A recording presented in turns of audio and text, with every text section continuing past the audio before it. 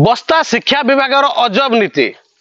सानखुड़ी cluster लखणापड़ा स्थित प्राथमिक विद्यालय किंतु वर्तमान समय आसी 8टा है किंतु वर्तमान शिक्षक देखा ना किंतु छोट छोट पिला मैंने गेट सम्मुख बसी गेट सम्मुख रही छिड़ा होती किंतु वर्तमान सुधा कौन शिक्षक पहुँचना शिक्षक कही आज सकाळे स्कूल हम किंतु पिला मैंने ठीक टाइम आसी पहुँचे किंतु वर्तमान सुधा शिक्षक पहुँची ना ये हूँ बस्ता शिक्षा विभाग अजब नीति गोटे जगार सकाळे स्कूल होउतला बेले अन्य जगह 10टा बेले स्कूल होउछु किंतु जो कुनी कुनी पिला माने रहिचंती तांकु गतकाली कुहा जाइथिला जे आज सकाळे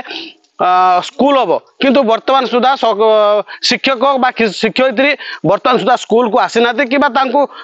खबर मध्य देई नाती जे आज स्कूल हबनी किंतु ये होउची बस्ता शिक्षा विभाग अजब नीति गोटे जगार 10टा बेले स्कूल होउतला बेले गोटे जगार सकाळे 6टा बेले होउतला लखनापड़ा प्राथमिक विद्यालय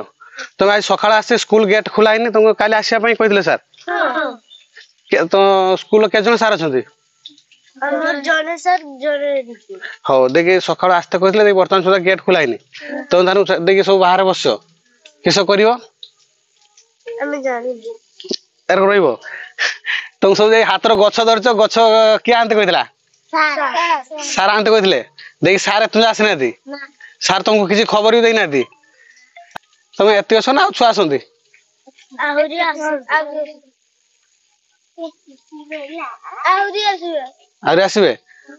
तो सार आसना